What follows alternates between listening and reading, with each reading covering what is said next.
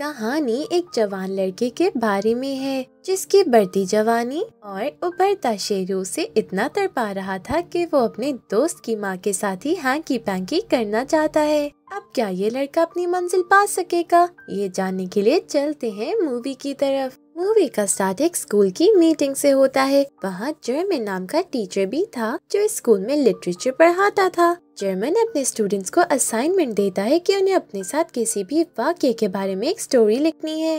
Next scenes में हम German को अपने घर में स्टूडेंट्स के असाइनमेंट चेक करता देखते हैं। साथ उसकी वाइफ जीन भी बैठी होती है जो नंगी तिरंगी मूर्तियों को बेचने का काम करती है। वो पूछती है कि तुम बच्चों को इतने कम मार्क्स क्यों दे रहे हो, जिस पर जर्मन कहता है कि इन बच्चों को लिटरेचर की कोई समझ नहीं, सभी ने अजीब तरह की स्टोरीज लिख रखी हैं। जर्मन फिर क्लॉड नाम के स्टूडेंट की स्टोरी पढ़ने लगता है। इस स्टोरी में क्लॉड ने लिखा था कि इस हफ्ते में अपने दोस्त राल्फा के घर गया। मैं उसे पढ़ाने के बहाने आया था, मगर मेरा असल मकसद तो राल्फा की मॉम एस्टर को ताड़ना था जो कामासूरती की देवी लगती है। मैंने राल्फा को काफी सारा काम देकर बिजी कर दिया और खुद बाथरूम के बहाने वहाँ से चला गया। मुझे फिर एक लेडीज परफ्यूम की खुशबू आई जिसके पीछे करते करते मैं एस्टर के कमरे में पहुँचा। वहाँ उससे फाइनली एस्टर को देख लिया जो बहुत ही ज्यादा सुंदर लग रही थी, जिसे देख के मेरा दिल किया कि मैं फौरन उसके साथ गुटरगू शुरू कर दूं,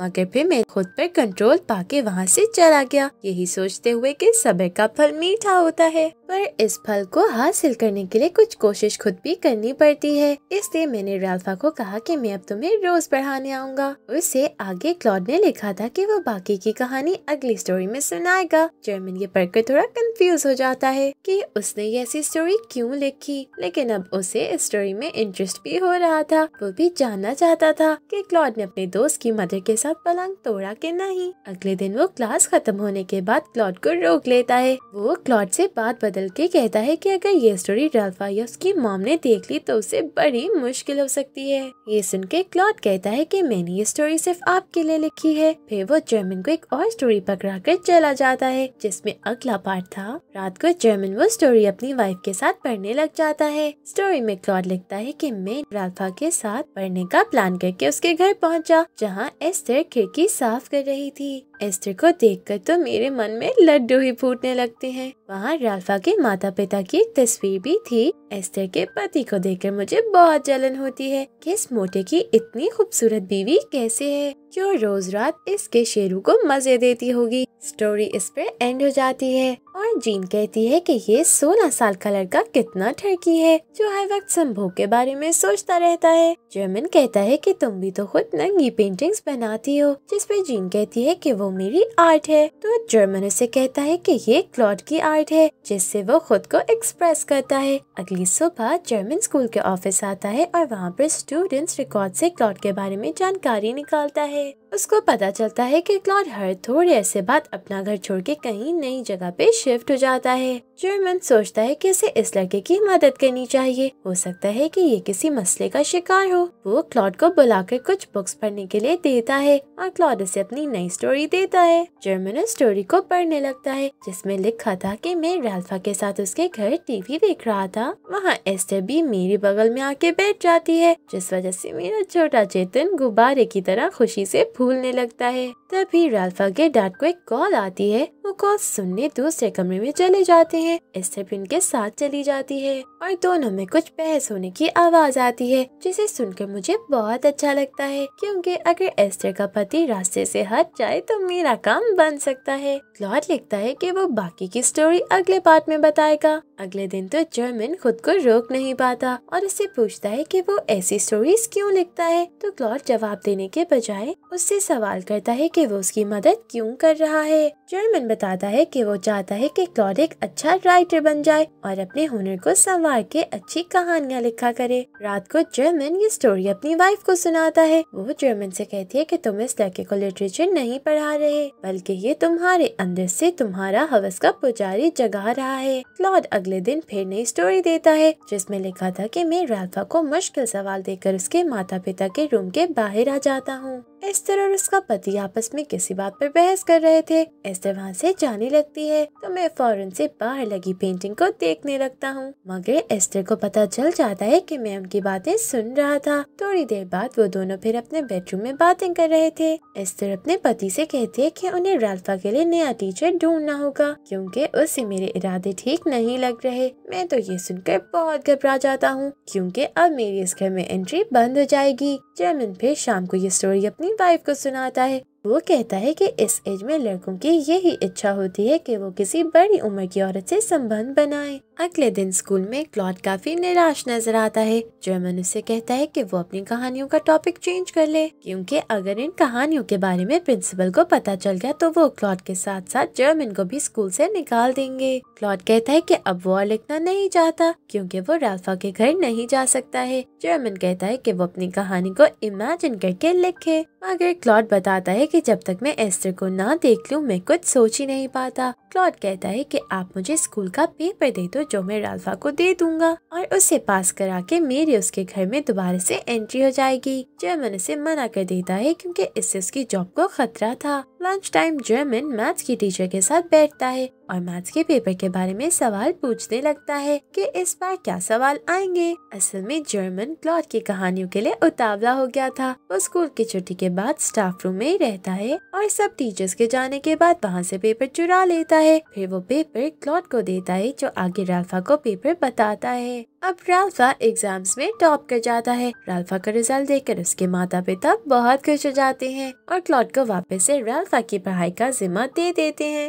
राल्फा को पता चल जाता है कि क्लॉड ने ये पेपर जर्मन से ले लिया था। वो क्लॉड से कहता है कि तुम जर्मन से दूर रहो क्योंकि उसकी बीवी बहुत ही ज्यादा अश्लील तस्वीरें बनाती है। राल्फा क्लॉड को सुबह बास्केटबॉल खेलने के लिए इनवाइट करता है, मगर क्लॉड मना कर देता है क्योंकि उसने तो कुछ सोच रखा था। सुबह राल्फा अपने पिता के साथ बास्केटबॉल खेलने चला जाता है और क्लॉड उन दोनों की गैर मौजूदगी में वहाँ आता है। एस्टर दरवाजा खोलकर बताती है कि राल्फा तो बाहर गया है। क्लॉड कहता है कि वो अपनी बुक यहीं भूल गया था। एस्टर फिर राल्फा के रूम में बुक ढूंढती है और क्लॉड एस्टर को ताड़ के अपनी आंखें गर्म करता रहता है। एस्टर उसे पीने के लिए जूस देती है और दोनों में बातें होने लगती हैं। जीन ये स्टोरी सुनकर कहती है कि क्लॉड का अंजाम बहुत बुरा होने वाला है क्योंकि जब राल्फा के पिता को पता चला तो वो क्लॉड को नहीं छोड़ेंगे। कुछ दिन बाद जर्मन फिर से क्लॉड की स्टोरी सुनाने लगता है, मगर जीन थक चुकी थी स्टोरी सुन सुन के। वो जर्मन से कहती है कि क्या तुम्हें और कोई काम नहीं है? जब से क्लॉड नाम का लड़का तुम्हारी जिंदगी में आया है तुम तो मुझे छूना ही भूल गए हो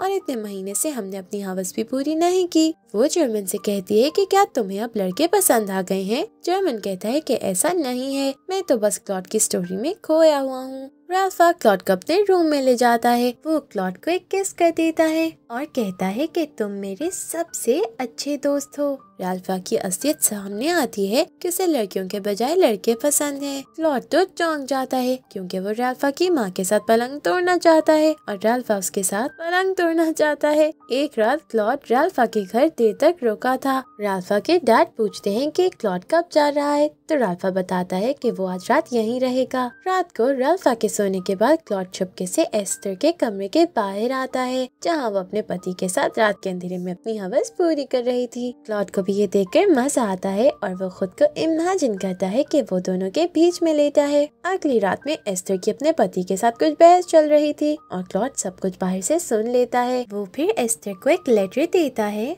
और बिना बोले चला जाता है। सुबह क्लॉड फिर एस्टर से मिलने आता है। अब तक एस्टर ने लेटर पढ़ लिया था। वो क्लॉड से पूछती है कि उसने इतनी अश्लील बातें क्यों लिखी हैं। अगर किसी को पता चल गया तो अच्छा नहीं होगा। तभी जर्मन भी कमरे में आ जाता है और क्लॉड उसके सामने एस्टर को किस करता है और राल्फा ये देखकर खुद को फांसी पर चढ़ा देता है। जर्मन तो ये पढ़ के घबरा जाता है। वो फौरन स्कूल आके राल्फा के बारे में पूछता है। राल्फा स्कूल नहीं आया था। वो फिर राल्फा के घर कॉल करवाता है और उसे पता चलता है कि राल्फा की आज तबीयत ठीक नहीं थी, इसलिए वो स्कूल नहीं आया। जर्मन को पता चलता है ये स्टोरी सिर्फ क्लॉड की इमेजिनेशन थी। वो क्लॉड को डांटता है कि उसने ऐसा क्यों लिखा। जर्मन कहता है कि आज के बाद तुम कुछ नहीं लिखोगे। क्लॉड उसे एक नई स्टोरी देता है जो जर्मन डस्टबिन में फेंक देता है। मगर क्लॉड के जाने के बाद जर्मन वो स्टोरी निकाल कर पढ़ने लगता है जिसमें लिखा था कि राल्फा के डैड आज परेशान घर आते हैं, उनकी नौकरी चली गई थी। इसी बात पर एस्टर उन्हें बताती है कि वो प्रेग्नेंट है, जिसे सुनकर वो खुशी से एस्टर को किस करते हैं। राल्फा उनके पास आकर कहता है कि मुझे क्लॉड से और नहीं पढ़ना, मेरी उससे दोस्ती खत्म हो चुकी है।